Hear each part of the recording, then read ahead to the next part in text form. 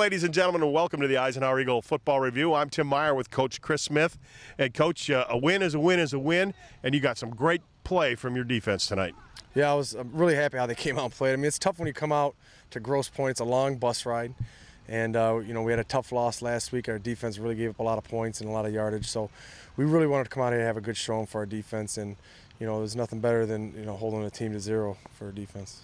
And on defense, you had some good play. They're big guys on the line for Grosse Pointe South, and they were dinking you a little bit, and you kept the ball in front of you.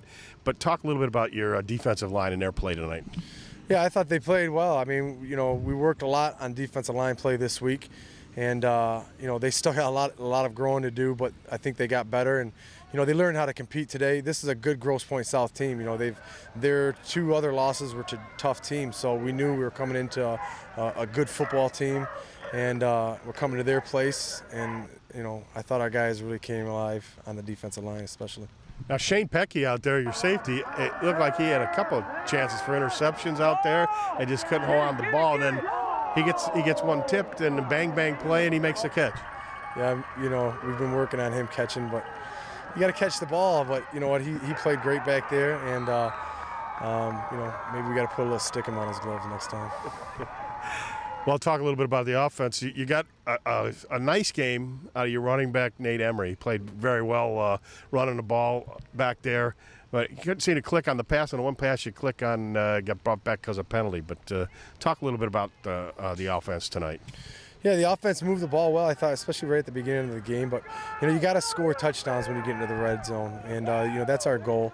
You can't come out of there with 3 points every time you get into there. So, we really got to work on, the plays that we have coming in through the red zone, because I thought we really moved the ball well the rest of the game everywhere else on the field. So we really got to look at what we have to do as coaches to be able to help, the kids succeed in that area. Well, the end of the game was exciting. We didn't think it was going to be that exciting. I was on the sidelines, and everything looked like you had all the things under control. And then you got fourth. You got a penalty on you. And it became 4th and long. You're deep in your own territory. You'd be punting out of the end zone. So you send your quarterback back there. You just tell him kind of dance a little bit, and they have no timeouts left. And all of a sudden he turns it upfield. And what were you thinking at that time when you saw him turn upfield? Well, it started right on first down. I made a mistake, and I had him kneel it. But I in my mind, I thought they, didn't have any timeouts left, because on the clock early in the quarter, they had 2 seconds. So I said kneel it. I thought we won the game already. So of course they had a timeout, and so I made a mistake there. We ran a couple plays, and Shimmy was just trying to make a play. But we were trying to take a safety, and he thought he saw first down, and I'll take that any day. If Shimmy thinks he's going to make a play, I'll let him go make it. You know what I mean? But I guess he wanted a little nail biter. Plus, Coach Brzezinski wanted to keep that shutout. So I think he told Shimmy, to run it out of the end zone. So. See, going over the head coach, you have to have a talk with that guy. Yeah, I like Brzezinski, so I'll let this one slide. Coach, next week you got Dakota Cougars coming in, and they are a tough powerhouse in the MAC Red again. And tell us a little bit about what you think about them and how you're going to prepare for them. Yeah, Dakota is going to be a good football team. They're going to be, they come out, they're going to be well balanced, and they're going to be able to run the ball, and you got to be able to stop it. So, Dakota's Dakota. They're well coached, and they're not going to make a lot of mistakes. So we got to minimize our mistakes, and we got to play great defense again. It's got to be good that you're going to be having them at home this time. Yeah, but you like to have them at home. Nobody likes playing at Dakota. Either do I. You don't like going down there and playing, but it's nice to have a home game. But I don't know if that's going to help much, but it is nice to be at home for our fans. Okay, Coach, best of luck next week, and congratulations on the Eagle victory. Okay, thank you. Tonight's game at Grosse Pointe South was a tough game in the trenches, and 2 of the toughest guys on the Eisenhower Eagle football field, Colin Kasiliak and Tony Angeli. And guys, I mean, they didn't look that big, they didn't look that athletic, but they're pretty big guys out there. Yeah, they were some pretty big guys. They put up a good fight. We just had more heart, played it better than them. Tell us about the guy you were going up against, Colin, there on defense. Had a good game tonight. Yeah, he was pretty big. I mean, I'm not the biggest guy, but I can get around guys quicker, and my speed really helped me in my advantage tonight. I noticed a couple of techniques you were using out there. You used some spin moves there. It looked like the guy was trying to grab you and hug you. Yeah, he was hugging me all the time. I mean, probably just wanted to get me closer and closer. But I mean, spin moves, rips, all the things needed just to get around him. And Tony, tonight you ran the ball a lot, and Nate Emery had a pretty good game. And you're partially responsible for that. And tell us some of the plays that were successful. What were you guys doing? We were really good at running it straight up them, throwing it at the 3-hole, throwing it at the 7-hole, just shoving it at their mouths, telling them, stop it, we're coming at you. Speaking about what was going on out there, I know there were some extracurriculars going on, but did they say anything? You talk a little bit? They were mouth talking off, it's as every game though is going to be, so just a normal game. Anybody say anything to you? No, not really. My guy was just kind of playing on play, just going and going.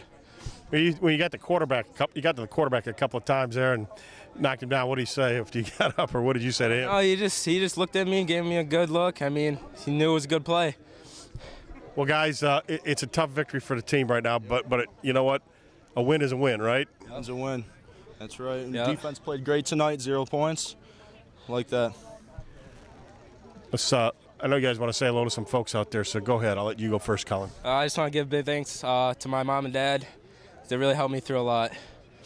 I'd also like to say thanks to my mom and dad, helping me through all the stuff. Appreciate it. Thank you.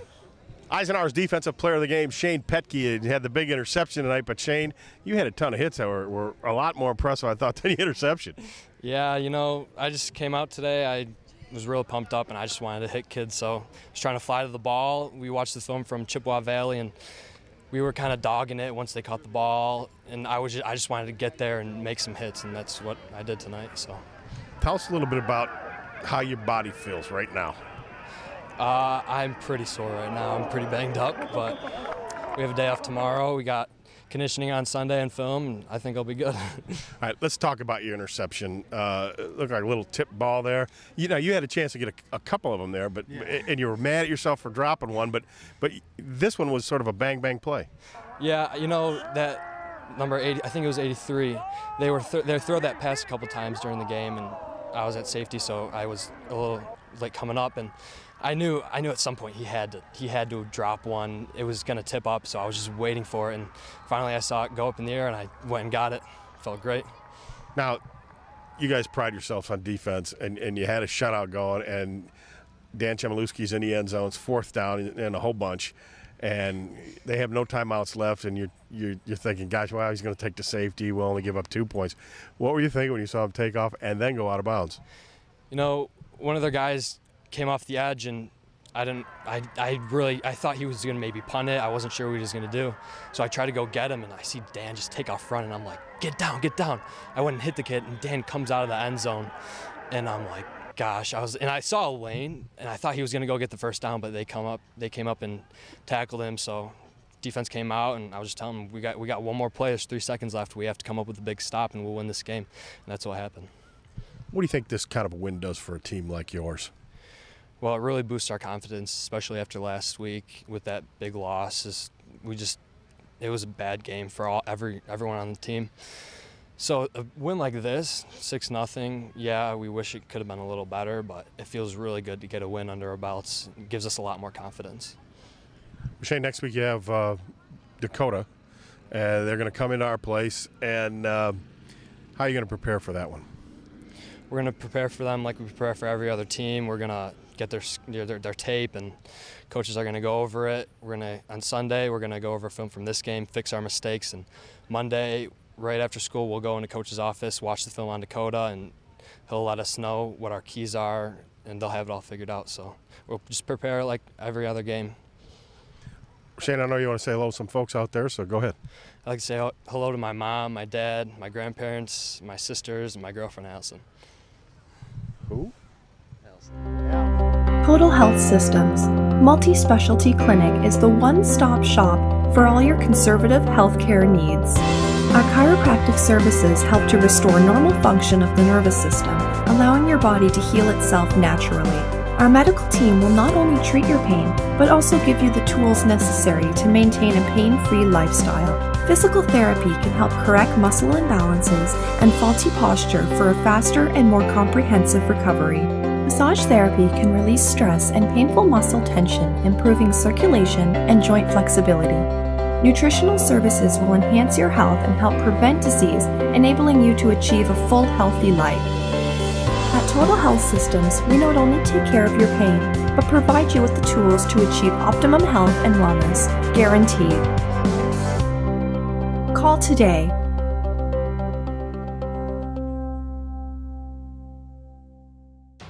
The Eisenhower Eagles traveled to Grosse Pointe South looking to even their record on the year. Last year, Ike defeated the Blue Devils at Barney Swinehart Field 39-0. Grosse Pointe South began the game with the football. On third down, they fumbled, and Ike's number 47, Logan Friedel, recovers.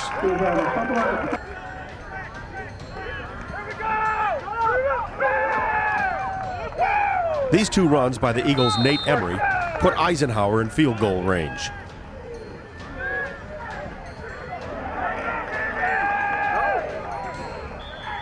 The Eagle drive would stall, and number 14, Eric Dolinsky, comes on and kicks this 27-yard field goal, and Ike leads it 3-0. On third down, this incomplete pass to number 83, Tony Moore, makes it fourth down, and the Grosse Pointe South Blue Devils are forced to punt. Nate Emery gives Eisenhower good field position on this punt return.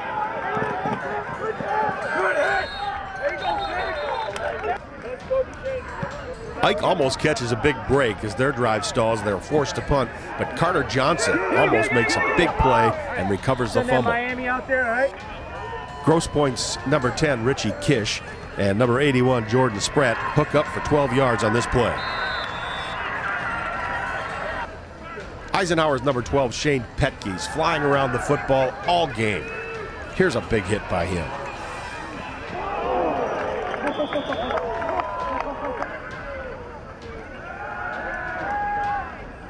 Grosse Pointe quarterback number 10, Richie Kish, gets in rhythm as he connects with Jordan Spratt on these next two plays, good for a total of 27 yards.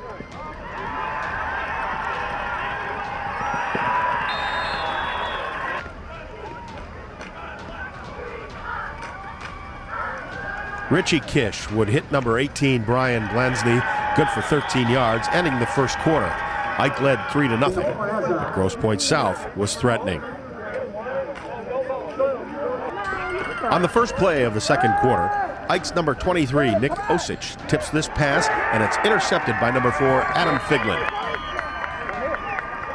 Eisenhower's offense could do nothing with the football, but number 77, Tony Angeli, comes up big as he stops Sam Hunter, number 23 of Grosse Pointe South, for a 3-yard loss. Despite that good play by Angeli, Grosse Pointe South keeps moving. Kish finds number 83, Tony Moore, for 18 yards. Grosse Pointe South drives down the field, but number 32, Carter Johnson, stops him here on this third down play. The Blue Devils go for it on fourth down, and number 32, Carter Johnston, and number 3, Charlie Hayes, stop Grosse Pointe South short of the first down. And it's 1st and 10, Eisenhower at the 20. Number 16, Nate Emery, fumbles this football, but an alert number 61, Michael Augustini, recovers for Eisenhower. Eisenhower's punter, Brandon Brundrix, comes on, and he gets the punter's bounce, and he rolls this one for 53 yards.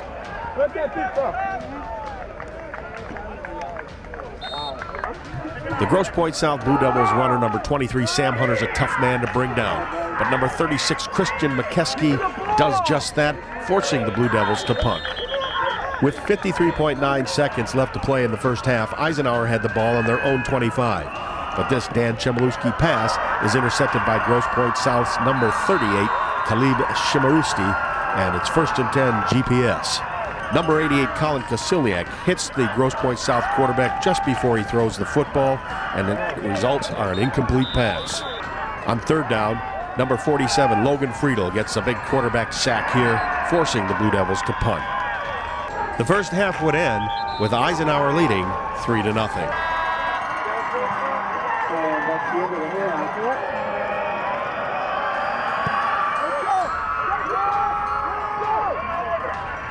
On the kickoff to begin the second half, Ike gets a good return by number 16, Nate Emery.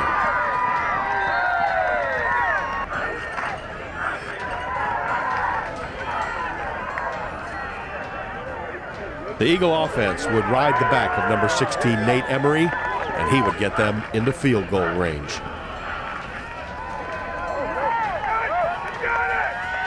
Eisenhower's number 14, Eric Dolinsky, would come on and calmly kick his second field goal of the game, a 27-yarder, and with 8:20 left to play in the third quarter, Eisenhower led 6-0. Eisenhower's number 34, Jake Corey, playing like a crazed dog, stops the Grosse Pointe South running back Sam Hunter for only 2 yards. When the Eagles get the ball back, they start moving again with number 16, Nate Emery. Here he rips off 19 yards.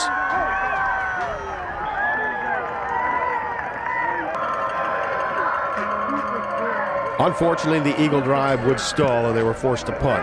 But number 12, Shane Petke, has great coverage here.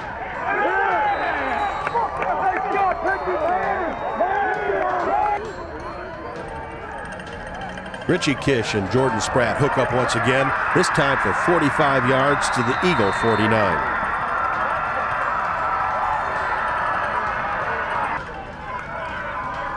This helmet-to-helmet penalty called on Eisenhower's number 22, Chad Sherry, gives Grosse Pointe South another first down. Number 88, Colin Kasilniak, and number 47, Logan Friedel team up on this sack, forcing the Grosse Pointe South Blue Devils to punt. Dan Chmielewski would roll out and find number 4, Adam Figlet, good for 17 yards, and the quarter would end with Eisenhower leading 6-0. On third down, number 10, Dan Chmielewski would find his favorite target, number 33, Nick Ribbing, and that play would be good for 20 yards and a first down to the 40.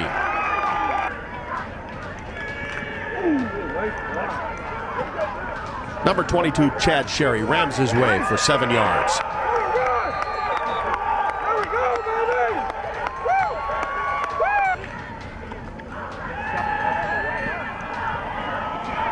Dan Chmielewski looks like he hits Adam Figlin for a apparent touchdown, but it's called back because of holding.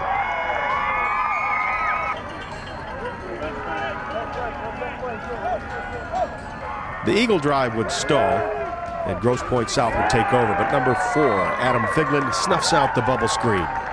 With the aid of a face mask penalty, Grosse Pointe South is moving the football. Kish finds number 83, Tony Moore, good for 12 yards.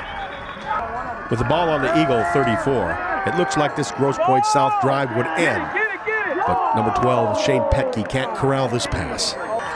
The Grosse Pointe South drive would eventually end as this pass goes through the hands of number 83, Tony Moore, and it's picked off by number 12, Shane Petke of Eisenhower, and the Eagles defense comes up big again. With 2 minutes and 58 seconds left to play in the ball game, number 27, Andrew Trost of Grosse Pointe South, makes this fantastic interception.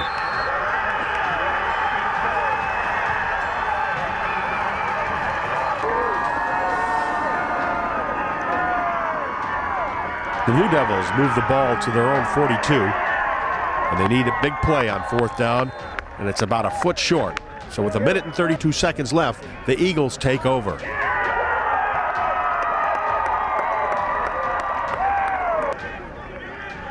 With 1 minute 32, the Eisenhower Eagles take a knee on first down. Grosse Pointe South calls timeout. Eisenhower's number 75, Robert Hawk, is called for unsportsmanlike conduct, stopping the clock, making it third down.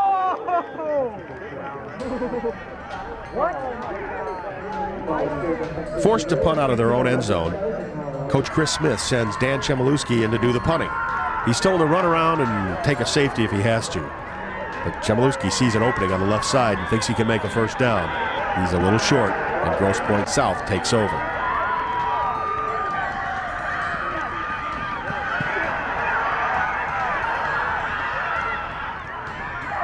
The Blue Devils get one more chance, but this pass goes incomplete, and Ike wins 6-0, evening their record at 2-2. Stay tuned for our special feature right after this. Total Health Systems Multi-Specialty Clinic is the one-stop shop for all your conservative healthcare needs. Our chiropractic services help to restore normal function of the nervous system, allowing your body to heal itself naturally. Our medical team will not only treat your pain, but also give you the tools necessary to maintain a pain-free lifestyle. Physical therapy can help correct muscle imbalances and faulty posture for a faster and more comprehensive recovery. Massage therapy can release stress and painful muscle tension, improving circulation and joint flexibility. Nutritional services will enhance your health and help prevent disease, enabling you to achieve a full, healthy life. At Total Health Systems, we not only take care of your pain, but provide you with the tools to achieve optimum health and wellness, guaranteed. Call today.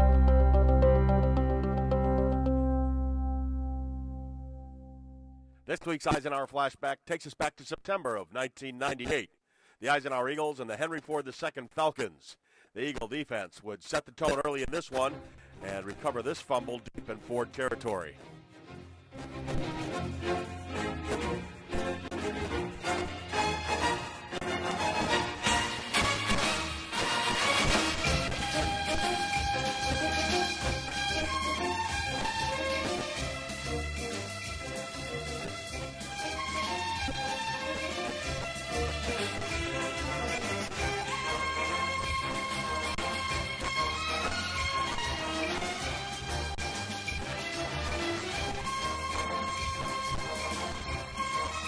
Ike's All-Stater number 49, Larry Davis, takes it in from the one. The Eagles have the first touchdown of the ball game. They would lead it 7-0.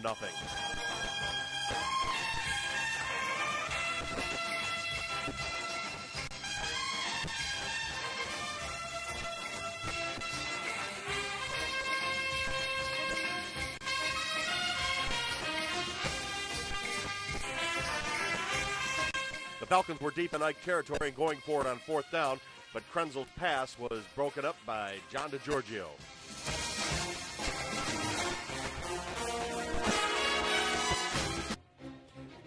Again, the Falcons threaten in Eisenhower territory, but Larry Davis strips the ball, and it's recovered by number 81, Andy Shays, and the Eagles stop another Falcon drive.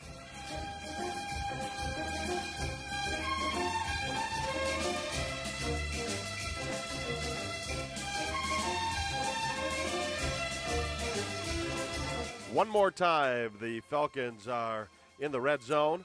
And this time, number 58, Steve Meeks, knocks the ball loose, and it's recovered by number 93, Norm Petrovsky. And the Eagles hold on at halftime and lead it 7-0.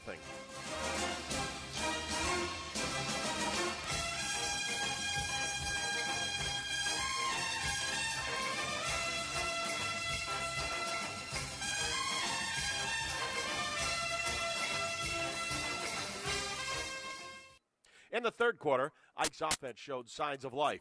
Brian Gnip hits his tight end Ben Gelster for a first down.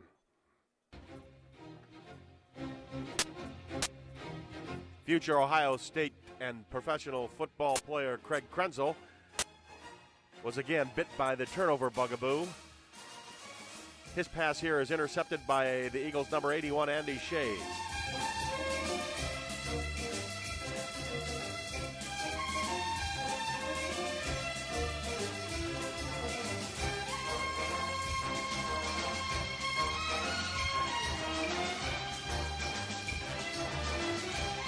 And Brian Gnip would hit his go-to guy, number 10, Chris Masano, for an Eagle first down.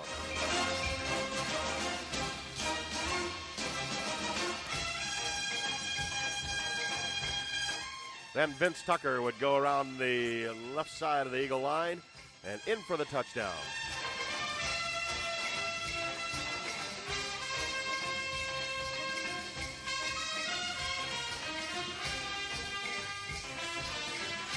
It would be Tucker again making another key play on an Eagle drive, getting the ball deep into Ford territory.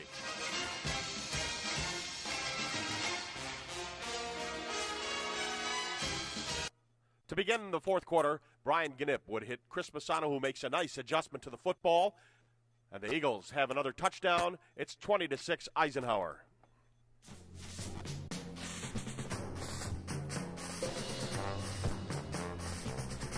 In the fourth quarter, a fired-up Ike defense turned the heat up on Craig Krenzel.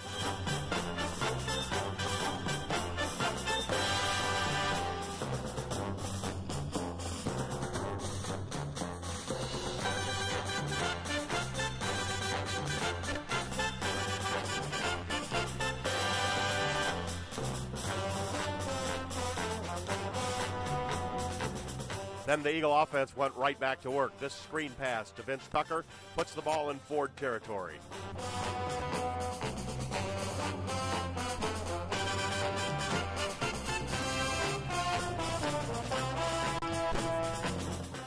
And Brian Gnipp hits Chris Masano here, who makes a fine catch inside the 10-yard line.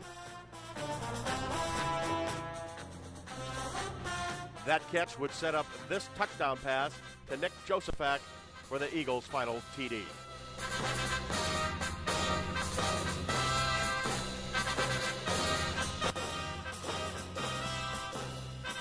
Steve Meeks puts the exclamation point on this one as he sacks Craig Krenzel.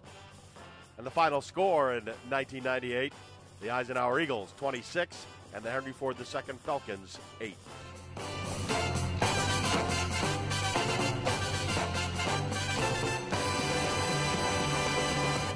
Ladies and gentlemen, I hope you enjoyed our show tonight.